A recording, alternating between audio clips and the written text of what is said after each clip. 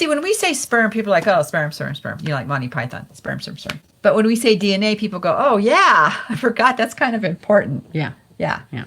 I don't know why sperm aren't important. So we have to kind of call them DNA now.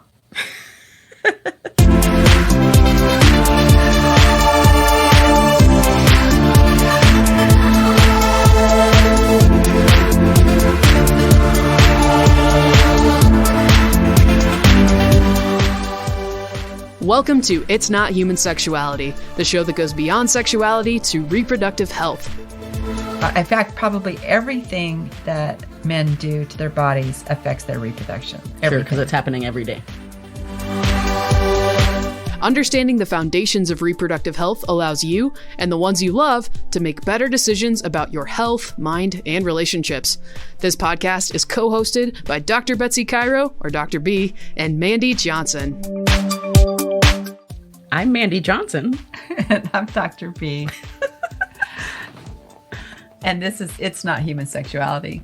All right. So if you've listened to any of our podcasts, you're going to know that my co-host and all-around good friend Betsy has another life that she sometimes discusses. Her other life is being the owner of the only commercial cryobank in Colorado. A little bit about her. Dr. Betsy Cairo has over 36 years experience in human reproduction. She is board certified in her specialty of reproductive health. She started her cryobank, Cryogam, Colorado in 1990 and has never looked back.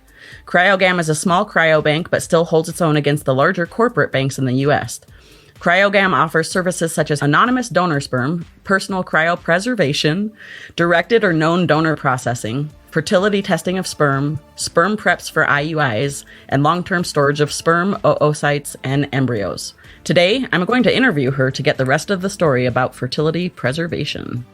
So, Betsy, I don't want to say welcome because you're here every time, but hey, welcome to the other side of the script. Yeah. Yeah, this will be fun. Yeah. So let's start with the name of your company, Cryogam. Want to tell our listeners what that means? I do. But before I do that, I want to tell the story of how it became, how I got the name. So a really good friend of mine was a practicing embryologist and also a wordsmith, and he a professional editor, all the things. And I said, I need a name for the cryobank, and I need it. It doesn't necessarily be location specific, like nothing like Colorado Cryobank or something like that. But I want it to be unique and clean and all of that. And so he calls me and he says, hey, I've got it for you. Come on up and take a look at it. So Bill and I go up to their house. He lives in Boulder, and he's also an artist. And so the font that we have, he hand drew. Wow. This is before computers, right? Because it was 32 years ago, 30, right? A long time. So I look down and he has it all done out in this really cool font, and it's Cryogam, Colorado. And I'm like, you nailed it. And he goes, I know, right? Because what it is cryo means to freeze, and gam is short for gamete. And gametes are sperm and oocytes, right? And so Cryogam, Colorado, but we can just go by Cryogam. So drop the Colorado, which is just location specific, but it's really cool. And so I owe all that out to Hobart Bell in Boulder. He deserves full attribution on our name and our font because it's all him. That's really cool. Yeah, it's really cool. And so that's how we came about. And, we're tiny, but we're pretty well known. Yeah. Yeah. Well, I'm just going to throw in here for anybody, maybe this is your first time listening to our podcast ever. Betsy, can you explain what an oocyte is for our listeners? Oh, yeah. So I use the term oocyte, but the world, in particular the United States, uses the word egg. Right. And so egg and oocyte are the same, but oocyte truly is a scientific word for it, and we try to stay in that professional vein. Okay. How did you get here? I mean, this is a pretty unique profession and a unique place, like a unique business to own. It's not something you hear every day. So you're the executive director and owner of the only commercial sperm bank in Colorado. Right. So how did you get here? Really and for that important. matter, Betsy, what is a sperm bank? Yeah, so that's a great distinction. So here's the thing. When we started 32 years ago, we were called sperm banks because really that's all we did. We did long-term storage of sperm. We processed sperm. We evaluated sperm. We weren't into the business of storing oocytes or embryos because really that long ago, the technique for freezing those two types of tissue, oocyte and embryos, wasn't perfected. So we were an anonymous sperm bank. We weren't even doing directed and I'll get to that in a minute, but we were doing anonymous and personal cryopreservation. So how I got here was my undergrad is in animal sciences with an emphasis in reproduction and a specialty in the science portion of it. And I worked in the animal industry for a bull stud for a couple of years, then moved to Arizona and did embryo transfer in cattle for a couple of years, and then joined a fertility practice in Phoenix. And she had an in-house tiny little sperm bank that I expanded for her and improved upon. And we didn't like living in Arizona, so we came back to Colorado, started the fertility center in Greeley, started a sperm bank for them. They didn't want it, so I basically bought it from myself and named it Cryogam. And then that's how we got started. And then over the years, we don't process oocytes and embryos. We do long-term storage, which means those are processed in other IVF centers or in vitro fertilization centers around the country. And then we do long-term storage. So we're sort of the cryo locker, right? Yeah. So it's like where you put your DNA, we're those people. But what we do is we preserve sperm. So, and it's not like what people think. It's not where you just would take an ejaculate out of a cup and put it in the freezer. There's a long process involved. There is a process involved. And because you're working with a really tiny cell and very little surface area, it freezes really well. So sperm are the smallest cell in the body next to a red blood cell. That is to their advantage because you can actually take this cell, process it, put it with a cryoprotectant, and drop it to a very, very low temperature slowly, like over a 10-minute vapor freeze, and then keep it there. So it's not really frozen. It's sort of in a suspended state of animation, right? Because the DNA is kept viable, the mitochondria is kept viable, all of its apparatus is kept viable, but it's just not moving. So it's not metabolizing any of its energy. So it's not fully frozen. Would fully frozen kill a sperm? Yeah, so there are different degrees of frozen, right? So if I were to take this same process and add the cryoprotectant and put it in a freezer, like a refrigerator freezer, it's not cold enough to bring it down to that state of suspended animation. It would kill it. It's cold enough to kill it, but not cold enough to preserve it. So like there are fine different line. Yes, there are different stages of frozen that are critical to its survival. What if you were to bring that temperature down too fast? If you didn't give it the 10 minutes, would that also kill the sperm? Yes, it'll shock it. So if you went from processing it at room temperature, and you have it in the cryoprotectant and in its little vials to freeze, and you plunged it into the liquid nitrogen proper, what we call the actual liquid, it's too much of a cold shock and it'll die. So what we do is we suspend it in the vapor, because liquid nitrogen vapor and liquid nitrogen liquid are different temperatures.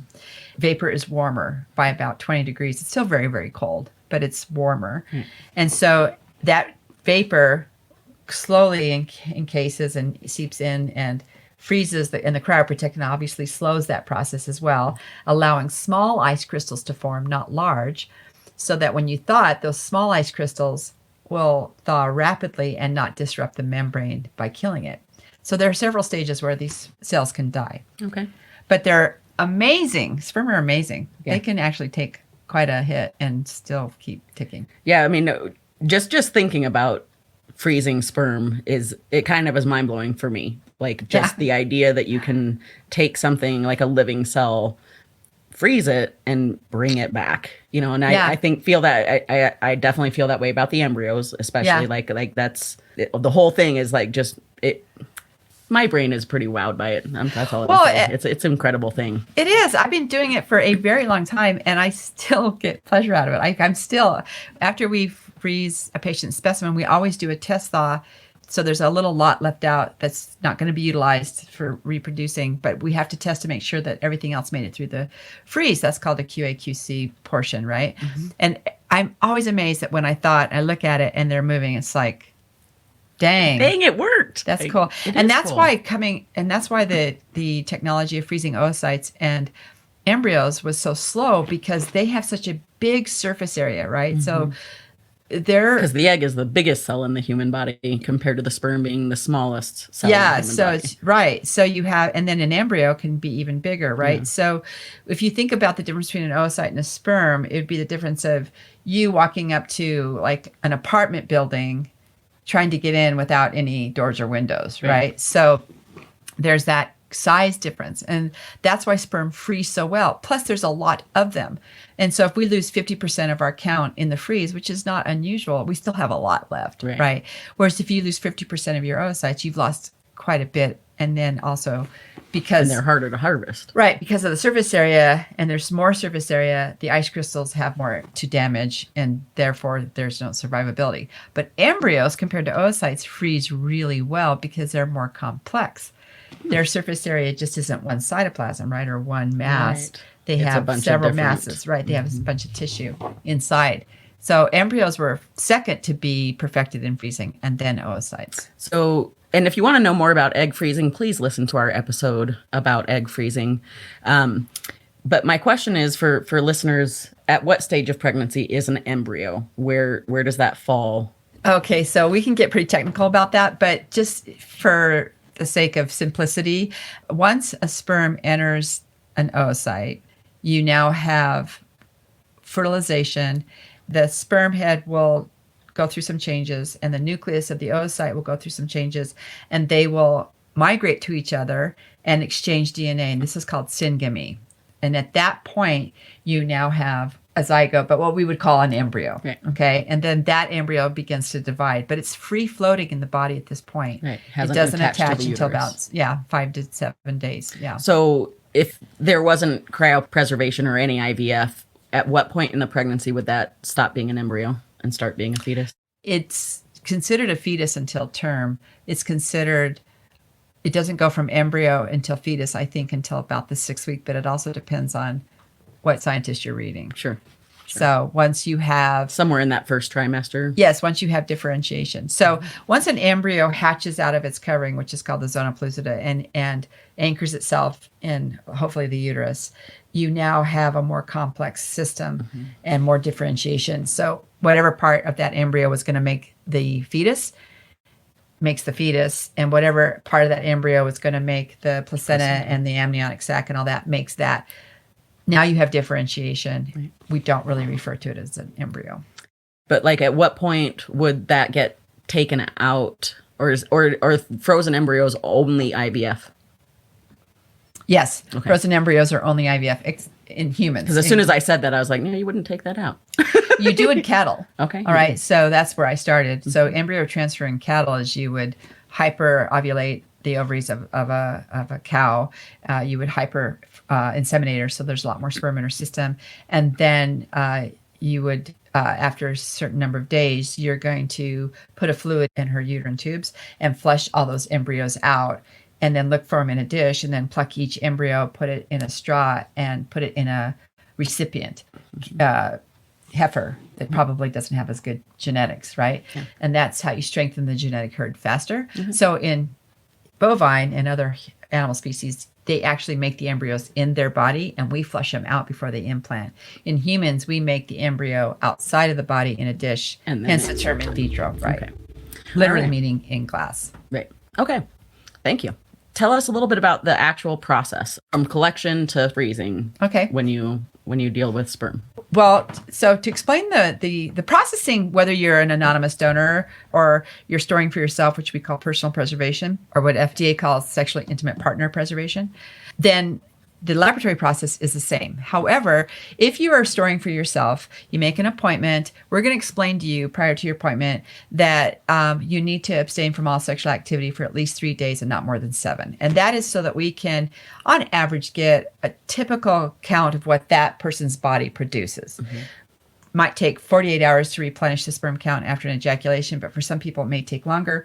So we say 3 to 7 days, hoping we get at least 2, because everybody has a secret, right? They always lie. So anyway, so they come in and there's a lot of paperwork. So we have to have personal information, their social security number, picture ID that has their date of birth on it. So that can be a passport or a driver's license or a military ID.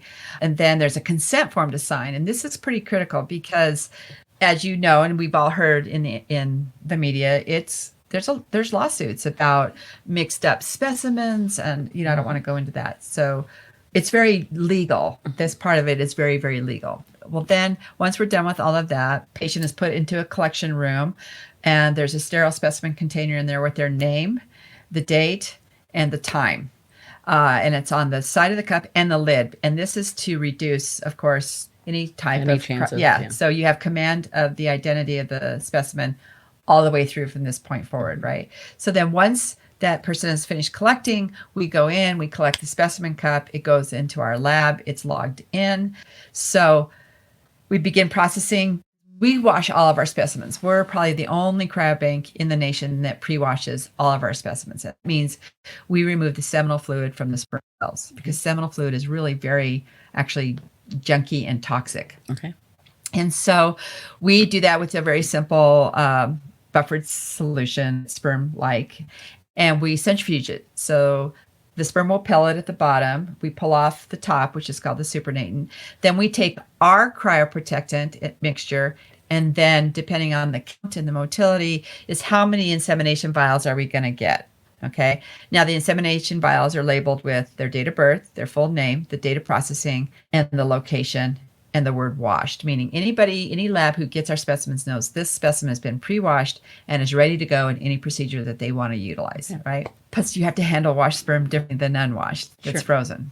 That's a whole nother thing. So then it's put in the vapor for at least 10 minutes. And then those specimens are taken out and put on a personally labeled cane that holds 6 vials, and then put into either vapor storage or liquid storage. You said that, like, depending on how many sperm, it would be how many vials. How many sperm do you need for a vial?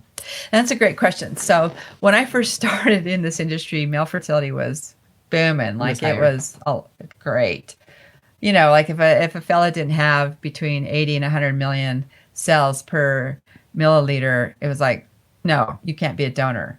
But because male fertility is on the decline, and yes, that's a fact, it's not fiction, we've lowered the bar a little bit because we have to, right? So we like to see a fresh ejaculate have at least 40 million. This is in our anonymous donor, with about at least 50%, meaning 5 out of 10 are alive and moving.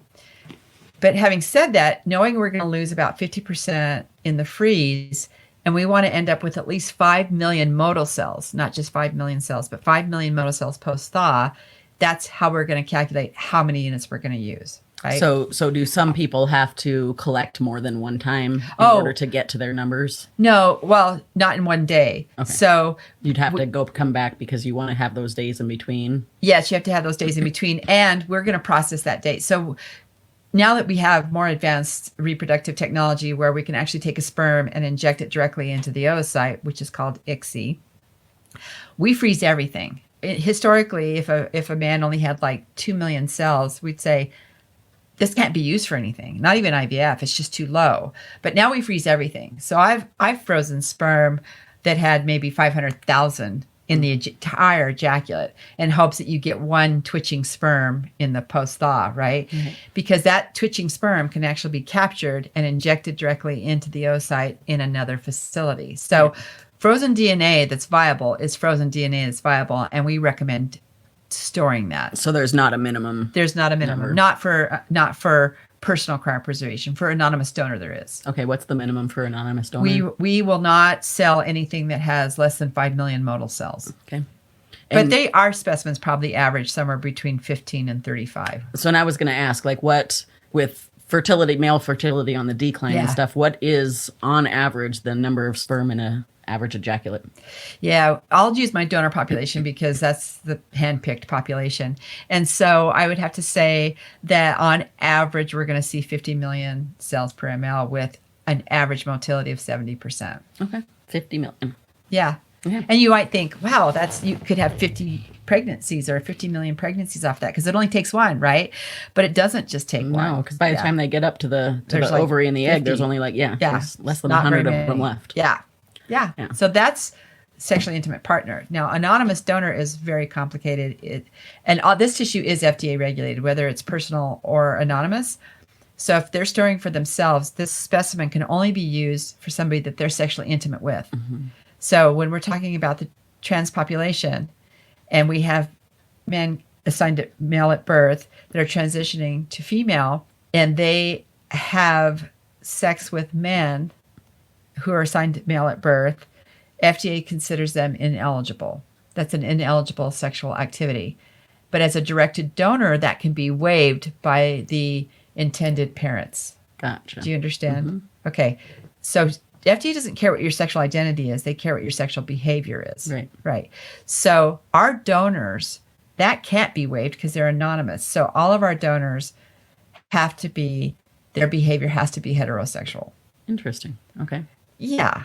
It's crazy because those donors are And in the end, screened sperm from is day sperm, right? one. Huh? I said in the end, sperm is sperm, right?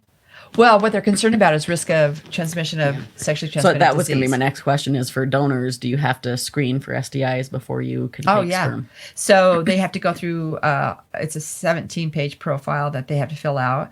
Then they're interviewed, and then their sample is evaluated. And if that sample isn't good, because, one ejaculate is not a diagnosis because, as you know, fertility fluctuates daily. So they have to give on a minimum 3 ejaculates. And then if all of that passes, they're given a physical, at which time we screen for all sexually transmitted infections, probably including some you haven't even heard of. And if those are all negative, then the donor's accepted into our program. Okay. And we request a once-a-week commitment for at least 6 months to a year. So it's a commitment. Yeah. And it's a pretty big screening process, which is nice. Yes. And so then they're screened every 6 months. And we can't release a specimen unless it comes out of a negative 6-month quarantine. So anything we collect today, we can't release till a year from now. Wow. Yeah. So it's a very expensive process for us. And we probably deny close to 80 to 85% of our applicants. Wow. So in your office, and let me just throw this in here, totally random question right here, but how many offices do you have? We have a main office in Loveland, and then we have a satellite office in Denver and one in Boulder. Okay, so 3 different offices. And in your offices, like all together, do you see more people coming in for personal cryopreservation or donor? Well, historically it was donor, but now we're seeing more directed donor, which is somebody who's storing for somebody that For a they may or may specific not be person? sexually intimate with, but for a specific, like somebody who's transitioning. They're storing for themselves, but they're probably going to use an oocyte donor and a gestational carrier, Right. or not. It just depends on where they land. Sure. But a sexually intimate partner obviously is storing for somebody that they're definitely going to Intimate. raise this person with. But an anonymous donor is for sale. Yeah. Right? Our specimens are for sale. So historically, we saw mostly anonymous donor, but with changes in society, with more people feeling safe and wanting to reproduce, even though they're trans, we see a lot more directed donor people saying, no, I want to pick my donor. I want to know this donor. So we see a lot more of that. But then also keep in mind, one of the reasons we store is for the possibility of sterility. So whether that's chemotherapy, radiation, surgery, vasectomy, hormone treatment, people will store prior to that. So if we're looking at percentages, are you seeing a higher percentage of personal or still a higher percentage of donors, but the personal's on the rise? Yeah. Yeah. So you're still seeing more people come in for donor, but the other side of it is on the rise. Yes. I would say it's almost 50-50 now, whereas before it was 70-30. Okay. And I eventually think it'll flip the other way. That's really interesting how that has changed just in the 30 years that you've been doing this. Oh, yeah. A lot has changed, Yeah. including FDA. So you talked about like the process of how you freeze sperm, but like how long can you freeze a sperm and still have it be viable when you thaw? Oh, that's a great question. So as long as sperm are stored at the proper temperature, meaning either liquid nitrogen proper or the vapor, you can store them indefinitely. So we had a patient who stored with us. This is one of my favorite stories. I think I've told it before. He was fairly young, diagnosed with Ewing sarcoma, which is just not a good diagnosis, but survived it. And typically a lot of those patients are left completely sterile where their fertility doesn't bounce back after treatment. And he was completely sterile, but he ended up getting married and needed his specimens. And this was 18 years later, and got pregnant, waited a few years, sent out the rest of his specimens, had a second baby.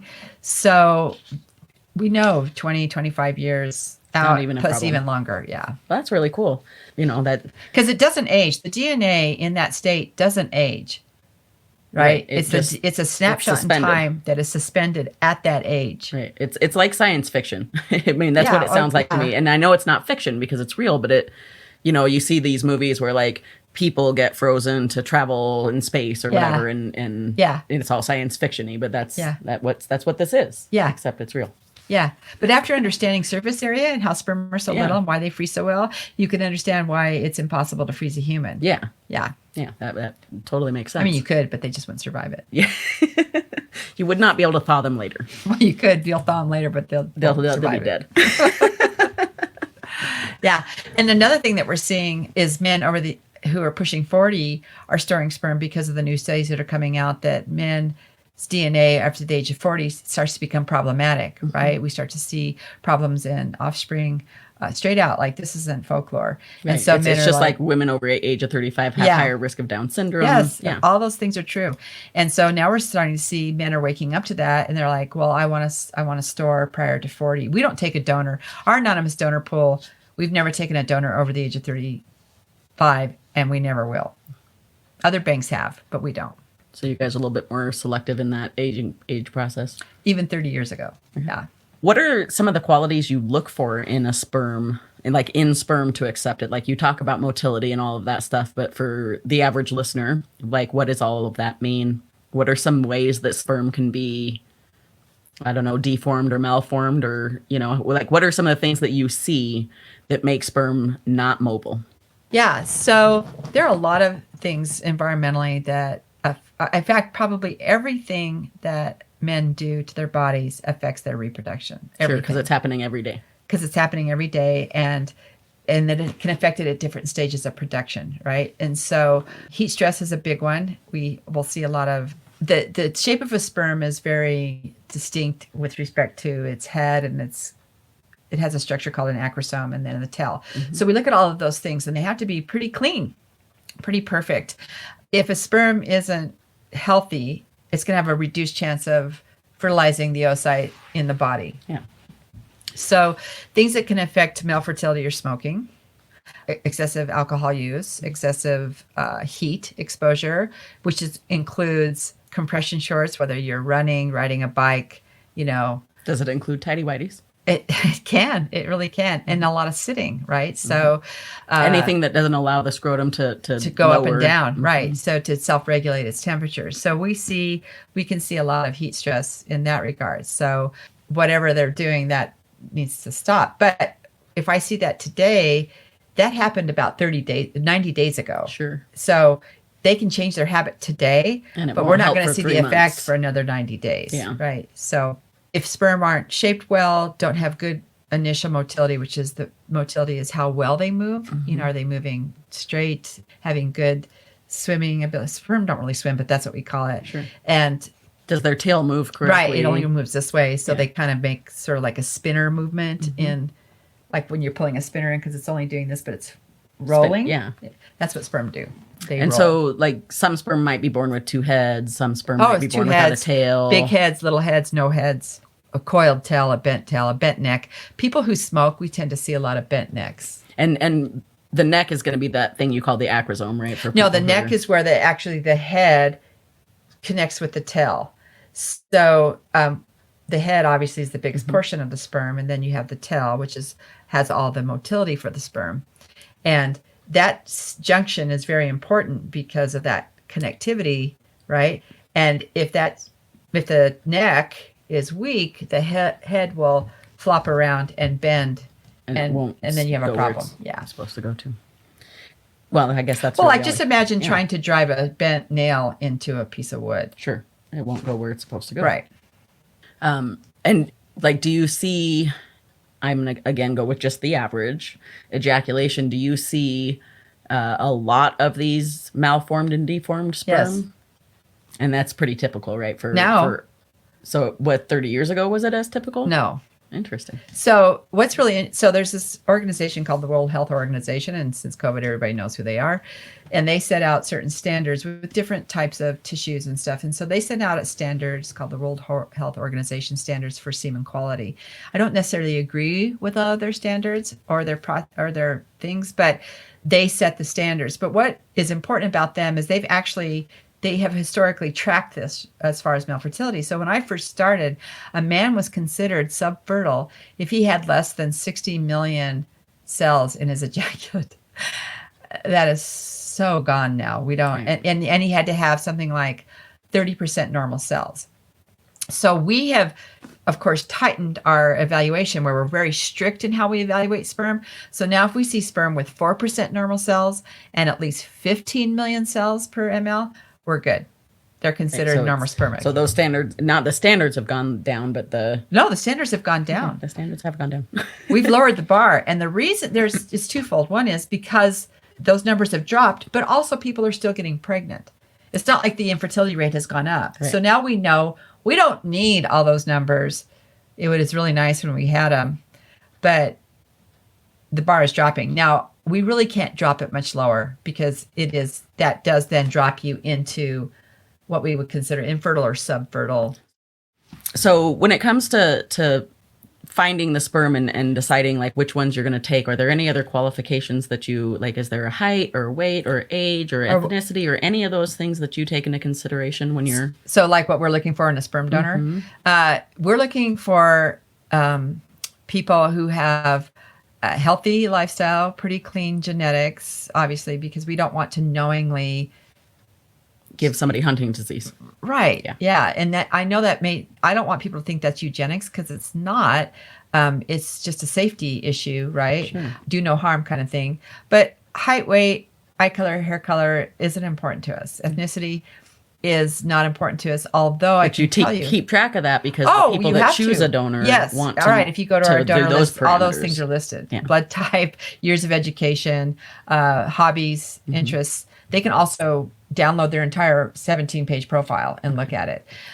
But I think what's important to note here is that one day I got a call from somebody and she was really disappointed that we didn't have more African Americans on our donor list. And I said, I would love to have more Black people on our donor list. They don't apply. And that might be partly our demographic because we're in Northern Colorado and maybe that's the demographic. But it's hard. Like I told you, I've had the sperm bank for 32 years and I've had 3 Black donors, maybe 4. Yeah. It's interesting. And so she said, I didn't know that. And I said, right. So before you give us a bad Google review, maybe you should ask the question. And we don't discriminate. Right. We would love to have the biodiversity. They don't apply. Do donors have to pay? Do they get paid? No, they get paid. Okay. They get paid. Their physicals are free. All of their screening is free. So yeah. So what is considered a low sperm count now? Anything less than 15 million per ml or less than 39 million in the total ejaculate. Okay. And how many mLs is generally in an ejaculate? Anything between 1 and 5 is considered an acceptable range. Anything lower than 1 is too low, and anything greater than 5 is too high. Because I know you're thinking, well, how is that a problem? Well, imagine 5 goldfish in a cup of water. Now imagine 5 goldfish in a bucket, and you're using that bucket to inseminate. You have high volume, low concentration. Yeah. A lot gets lost, right? Yeah. So that's why between 1 and 5 is what we're looking for. Yeah, because we don't look at just one parameter. We look at the count, the volume of the ejaculate, the percent that are moving, and then you calculate all those numbers out, and it gives you a number of what sperm we think are good for that process. What kind of thing in a male body would cause too much semen, too much seminal fluid? It's just how their seminal vesicles produce and how their prostate produces. Because in an ejaculate, what is it? So we've got 5 to 10% of the ejaculate is actual sperm cells. So 95% of the ejaculate, the rest of it comes from the prostate or the seminal vesicles, and the majority of that comes from the seminal vesicles. So if you have somebody who has high volume, one of two things is going on. Their seminal vesicles just produce high along with the prostate, or they haven't ejaculated for a while. Okay. A little bit of fluid can build up in the way that... Yeah. Okay. Mm-hmm. Like, how many people do you see through all of your clinics in a year? Like, what's the number of people that you would see come through for all reasons? I have no idea. Oh. Yeah, I don't, you don't really keep track? No. Well, and you also have to keep in mind that one client or one patient could do anything anywhere from 1 to 15 visits. Right. So when you ask us how many do we store, we recommend storing, for personal use, we would recommend storing at least 3 to 5 ejaculates, depending on what they think they're going to use the specimens for. Mm-hmm. So again, it's up to that person. Like if they're facing chemo, like they were diagnosed with ALL or AML, and they have to start their chemo right away because it's acute, right? Then they might only have the chance to store one. Yeah. And so storing one is way better than storing zero because you still have frozen DNA. And also, we have people who start storing, undergo chemo, and it hasn't completely ablated the sperm So they'll count. store again in the middle of that? We don't recommend that. Okay. Because there's so much toxicity to the DNA at that point. Okay. I know that this is probably something on many people's thought process when listening to this, but the actual process of collection, like I know that all of us have like a movie version of this in our heads, that you give them some magazines and some videos in a dark room or whatever, and they come out with a cup. So can you tell us about that process? Because obviously somebody has to go in and masturbate to get their ejaculate. Yeah. And everybody's got these, crazy movie ideas about what that might look like. So I know people are curious. Can you tell us a little bit about that? I mean, I know you're not in the room, so it's not like you're seeing what they do, but, Yeah.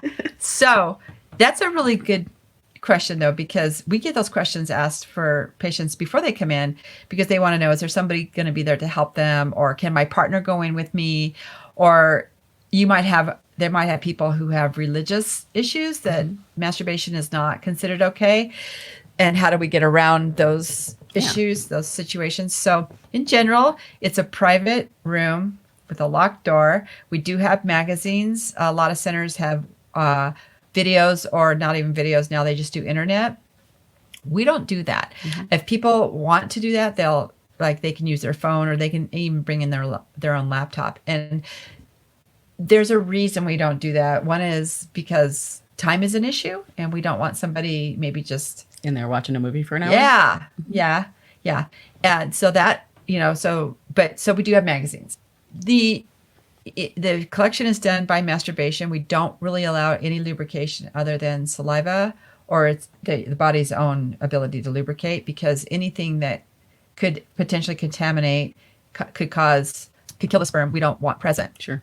When a couple goes in. So you could have a couple go in. Oh, yeah, absolutely. But we have to explain to them that you can stimulate orally, but you can't collect orally.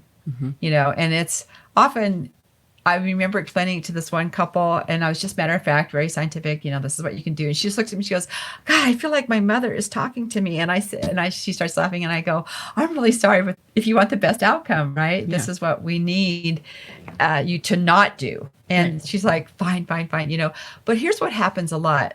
If a couple comes in and we're getting ready to put them back in a room, and she'll say, do you want me to go with you? And he's like, no, yeah, sure, whatever. And then often, like 2 minutes later, she's left the room and he's by himself, because it's just probably isn't there, maybe conducive for that. But there's some people that this is no problem. Right. But you have to also keep in mind, we work with juveniles. So we work with kids under the age of 18. And we have to ask the parents, where's your kid in, the Tanner stages of puberty? Sure. We say, are they at least stage 4? And they're like, well, we don't know what that means. And we're just like, well, have they had a wet dream? Have they ejaculated? Do they masturbate to the point of orgasm? They're like, well, I don't know that. And I'm like, well, now you have to have a conversation with your kiddo. Because if you're going to store this, you need to know. Yeah, you're making them come to a cryobank and store, which maybe is way above their pay scale or not, depending on their age. But then you have to explain that this is what they have to do. And so that conversation has to happen one way or the other. And a lot of parents will say, I want you to talk to my kid about it. And of course, because of what we do, I'm fine with that, but still, and then the big question is, because we have Penthouse and Playboy, can your kid see these? This is an age thing. Do you want it left in there? Do you not? And then a lot of parents, it's 50-50. No, I don't want that in there. Or, oh my God, yes, whatever, Whatever it's going to take. Yeah. There's a lot of layers there, but it's private, and it's what we do, and I know people might feel awkward, but it's not like you're in your world. It's very matter of fact. Right. Yeah. It's just like when you go to the gynecologist and you feel weird having their face right up there in your vulva, but they see so many vulvas a day that for them it is not a thing. No. And it's just weird for you. Yeah, exactly. And you're not doing it at Dunkin' Donuts. I suppose you could, but I wouldn't recommend it. Not as sanitary. No. So when it comes to running a business like this, do you find it difficult to find and keep people working for you? Like, how is that like, what kind of degree or special knowledge do people have to work for you? And is it hard to find those people and keep those people? And like, how do you, when you just talk about the business itself, how is that? So, as you know, I have my doctorate in human reproduction and I'm board certified, which allows me to direct the lab because it's also CLIA regulated, right? So, and FDA requires those requirements. But my staff, historically, typically I'd want somebody in the biological field who had a degree. But over time, I've come to realize that a master's is really important for my staff. Not in the effect that they're smarter, but they are in a different stage of their life where they're really focusing on career, right? Because the learning curve to work in what I do is easily a year, maybe longer. Yeah. And that's just for the basic stuff, right? And if you don't have a degree in reproductive biology, then you're learning that too, right? And so having a biological background with some anatomy is critical. I typically don't want to take anybody who has less than a master's. I have in the past, and in the long run, they don't stay as long because they find that's not their focus. It's not their focus. And that's okay. Yeah. But it also costs a lot of time and money to replace them. Sure. So, and I don't expect people to be lifers. If I get 2 years, 3 years out of somebody, I'm grateful. My current lab supervisor, who I'm paying for her schooling to get her doctorate, she's been with me going into her 5th year. There's also other requirements than just having a science mind, like because we deal with such emotionally charged situations. So there's a lot of psychology involved in it. There's a definite need for understanding sociology. All of my staff have to be LGBTQ friendly and trained. We're very pronoun aware and chosen name aware. We work with what was originally considered sexual minorities. So we're working with men who are married to men, women who are married to women. And if I'm interviewing somebody and I feel any hesitancy in that arena, they don't work for me. Okay. Because you're not just a lab rat. You don't get to be in the lab. We do everything. Right. You know, from drawing blood to answering phones to taking out the trash to processing semen. Right. And how many people do you generally employ? I have 2 full-time employees. Then we have a contracted medical director. There's me. So that's 3 of us. So we're tiny. And the 3 of you run all 3 offices? Yep. So I go to the Denver office Tuesday mornings. We're only in Denver Tuesday mornings, and Jerica goes to the Boulder office Wednesday mornings because we're only in Boulder Wednesday mornings. But those offices fill up. Right. So you only have those 2 open once a week, but you're busy on the days that they're open. Yes. All right. So I have a question about your business again, talking about like the people you have and who you employ and everything. So, like, what are you going to do when you retire? Who will take over your business, or will you sell it, or like, like what's going to happen there? We breathe life into this, right? So it's been mine. I mean, like this is your baby. This is literally, So does that baby and so go away? Yeah. Well, good question, right? So there's a lot into it. We've been around a long time. There's a lot of frozen assets, pun intended.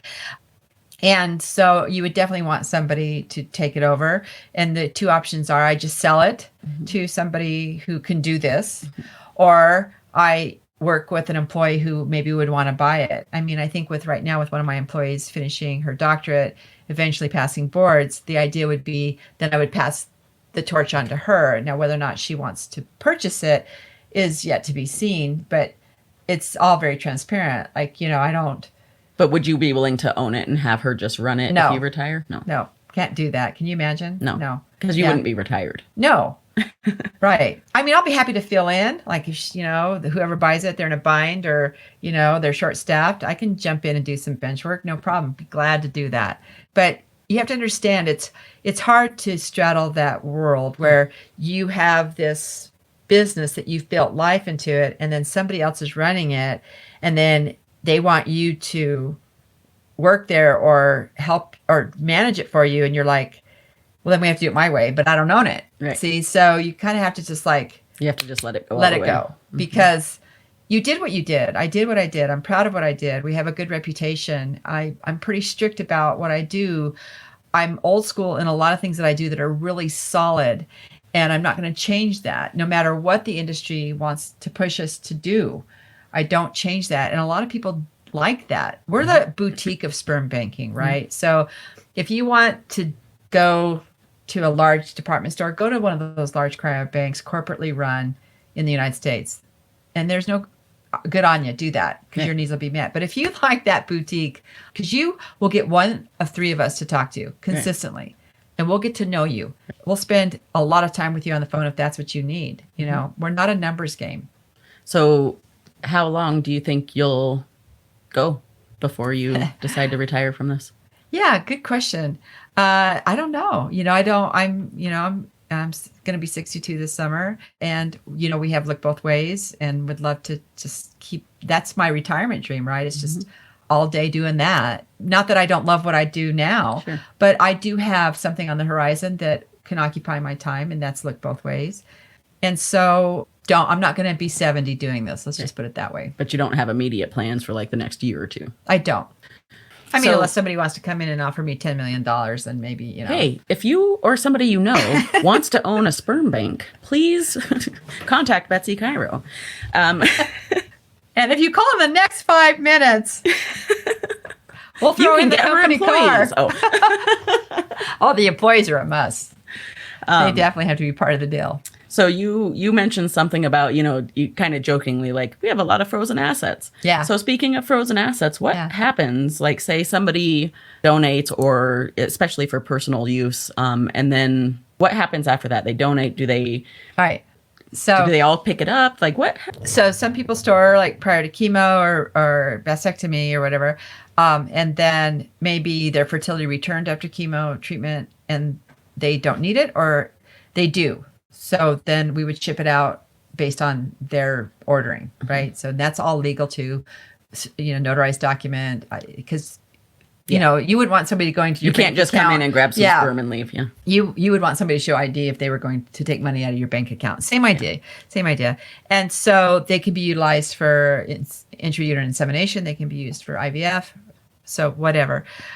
For people who are transitioning that maybe have full surgery or even just hormonal process that stops the function of sperm producing, they would use theirs in a situation with probably an oocyte or egg donor, and then a gestational carrier, somebody to carry that pregnancy. But then you have people who we get oocytes sent into us or embryos sent into us from other centers for long-term storage. And a lot of times these are people who have their pregnancies, like they did embryo transfer somewhere else. They might have 1 or 2 offspring from that, but they have, let's say, 5 frozen embryos remaining, and they get into that what do we do now situation, because they never thought about it, right? They never thought, I have frozen embryos that could be a potential Sarah or Sam, because that's who's running around their house right now. Right. So they get into this emotional dilemma of what do we do? So a lot of those, we're the resting home for that, right? Mm-hmm. So these embryos, these people pay a contract. We ship those embryos in. They pay to store those embryos. Okay. So what happens when that contract breaks down? Whereas our end of the contract is we store that tissue to the best of our ability to keep it viable. And their responsibility is to pay for that storage. Right. And what happens when they stop paying? Yeah, okay. What does happen? Yeah, well, imagine. So this is a huge liability for us because now we have what's called abandoned tissue. And we're licensed in several different states, and states have different regulations of what they consider abandoned. Okay. And what allows you, with not full exoneration, but pretty safe protection from lawsuit, to discard those embryos without consent. So typically what's ideal is people say, you know what, we're done with our family. We don't want these embryos anymore. Here's our notarized consent to destroy those embryos. That's perfect. Right. But then we have people who are like, don't want to make this decision, stop taking our calls, don't answer our emails. We have to send them to collections. If that doesn't work, then we have to process serve them, because we have to be sure and prove in a court of law, if it were to come to that we made every attempt to reach out to these people to say, hello, did you forget something? Yeah. And prove to the court that we were ghosted They drop the ball on their responsibility, and we have a contract with them that states, and we do, failure to pay your storage fee can and will result in destruction of tissue. Okay. So people might think that's cold. Again, no pun intended, definitely on that one. But think about that liability, that the position they're putting us in to make them make a decision that they can't make. Right. Not fair. And so then they just leave it to you to make the decision. Yeah. Which essentially is making the decision, choosing to not pay and to not, like, they signed the contract that said this is what will happen if they don't pay. So Yeah. in theory, they made the decision. Yeah. They just aren't telling you. Yeah. They don't want to admit it out loud or whatever. Well, they're not connecting that to their conscience, which is fine. Or that we have couples who divorce. That's a lot of fun. Those are our most fun. Do you in ever fact. have custody battles? Oh, yes. Yes, definitely. Yeah. And they're used as a tool to hurt. Mm-hmm. Yeah. But Never really they're like thought children, about but frozen. tissue as a Yeah. custody thing, but I could see where that would It's horrible. come up. Mhm. It's absolutely horrible. So we have custody battles over that. So what happens if somebody passes away and yeah. you've got all their tissue Yeah. and they obviously can't sign a consent or Yeah. anything? Is there like a fallback? Like, is it inherited by anybody? Yes, or it can be. Okay. So But does that have to be stipulated? Or Yes. If it's not stipulated, what happens to those? it's thrown away. Okay. Yeah. It's discarded. So you have to understand their tissue is their tissue. We don't sell it. We don't broker it. We don't give it to anybody else. It is theirs. Mm-hmm. And we tell everybody who signs our consent form, you need to put this in your will. Whether you think you're going to live one more day or 100,000 more years, you have to stipulate that you have frozen DNA and this is what you want done with it in the event of your passing. Mm-hmm. Otherwise, we're done here. Yeah. And so people do that and they'll send us those letters. Or if they pass, we'll say, did they leave a will? They did. And you're the person they left it to. Fine. Now you own it.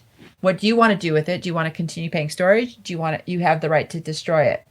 If you're working with somebody who is a minor, who signed a consent as a minor, and then who passed because of cancer or whatever, it's the parent's decision. Okay. Yeah. A lot of legal stuff that you wouldn't really, like, most people would not really think about that goes. But it's DNA. Sure. I mean, it makes sense that there's Yeah. that much. But see, when we say sperm, people are like, oh, sperm, sperm, sperm. You know, like Monty Python, sperm, sperm, sperm. But when we say DNA, people go, oh, yeah, I forgot. That's kind of important. Yeah. Yeah. Yeah. I don't know why sperm aren't important. So we have to kind of call them DNA now. Whatever it takes. Embryos right? too, though. But see, with embryos, now you have two people. Sure. There has to be two people involved. Yeah. For that. Yeah. Yeah. So the actual storage facility that you have, what does that look like? I mean, are we looking at shelves of freezer space? Are we looking at canisters of nitrogen? Like, what do you... And I've been to your office. Yeah. And You've seen them, right? I have. Yeah. So, and that's a really common question. One of the biggest questions we get asked is, what happens if the electricity goes out? You know, and we have to explain to them that our storage tanks are not electricity dependent. They are liquid nitrogen dewars. So in your mind, picture a gigantic thermos. Mm-hmm. And I don't mean tall and narrow, but tanks can look like that. So picture something short and squatty and round, maybe has a diameter of 3 feet. Mm-hmm. And inside that is liquid nitrogen that stays in liquid phase. And then we have canisters or a picture of a round cylinder with a rod on it that we can reach in and grab. Mm-hmm. And then inside of that are individual canes labeled with this person's name.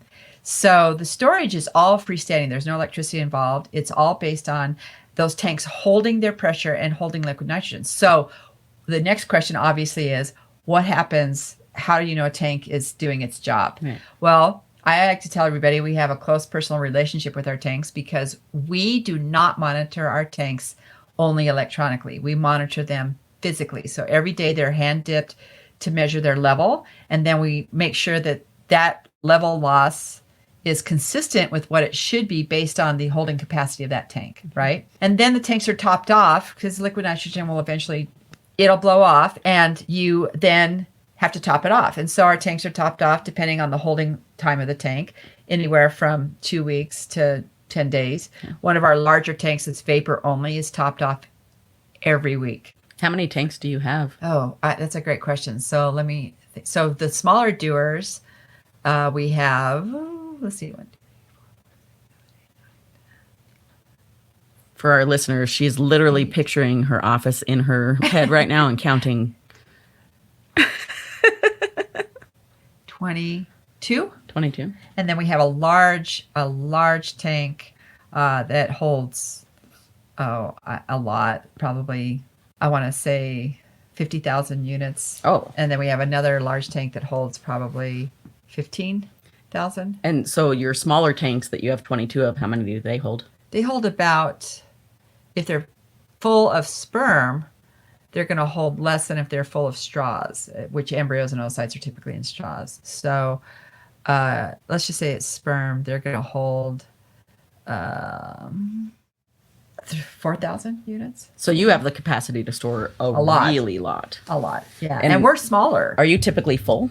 Or like, where do you? Oh, we always have overflow tanks. So, and that's for backup, right? So if a tank is showing us that it's not feeling well, then that tank is emptied.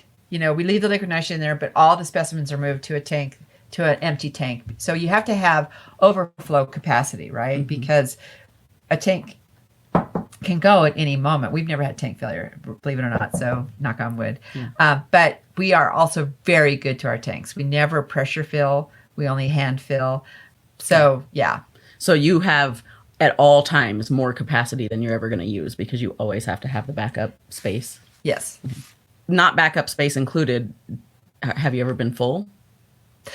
No, and I'll tell you why. Because it's sort of an evolving process where we have patients who are consenting to destroy and patients who are coming in. store. So it's kind of always sort of this evolution of movement of specimens that we discard. We discard in batches. Kind of like sperm itself. Some get ejaculated and new ones are born. Yeah. Yeah. Yep. If you actually go to our website, you'll see some It's a pictures picture of of our it. tanks. Yeah. So Betsy, if people want to learn more about your business, where can they go? They go to our website, Cryogam.com. That's CRYOGAM.com. Cryogam.com. Well, that's all the questions that I could come up with and think of for you. So is there anything else that we didn't cover today that you want to share about your business or what you do? No, I've really enjoyed this because, I live and breathe this. Yeah. It's definitely my jam. And, but I think what I would like people to know is that we really take seriously what we do. And even though you hear these horrible stories in the industry of tanks failing and people losing specimens and mixed up specimens, we're human and mistakes can be made, but there are a lot of safeguards in our system and other systems as well to try and not have that happen. And our goal truly is to maintain your reproductive future. That's our goal. And we want people to know that it's something that is readily available, incredibly affordable, and we're right here in Colorado. Yeah. Well, check them out at cryogam.com. And if you have any questions, I know that there's a contact us button on that website. So you can always check it out there and find out more. Thanks, Mandy. Thank you, Betsy.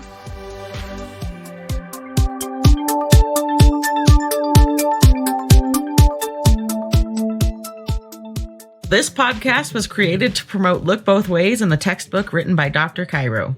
Look Both Ways is a nonprofit organization based in Loveland, Colorado, with a mission to educate our youth about their reproductive health to make informed decisions for their future. We do this by educating the educators through professional development, and we also put on free conferences for both teens and parents of teens. Textbooks used at schools are donated by Look Both Ways to eliminate the money obstacle for schools interested in piloting or adopting our curriculum and textbook. As a nonprofit, we're always fundraising and accepting donations. For more information about Look Both Ways, our fundraising efforts, getting a textbook donated to you, or to make a donation, please visit lookbothways.us.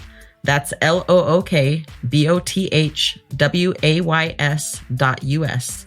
This podcast was produced by Peach Islander Productions in Fort Collins, Colorado. This is Mandy Johnson And Dr. B, wishing you well. be sure and catch all our episodes of It's Not Human Sexuality on Spotify, Podbean, or wherever you get your podcasts.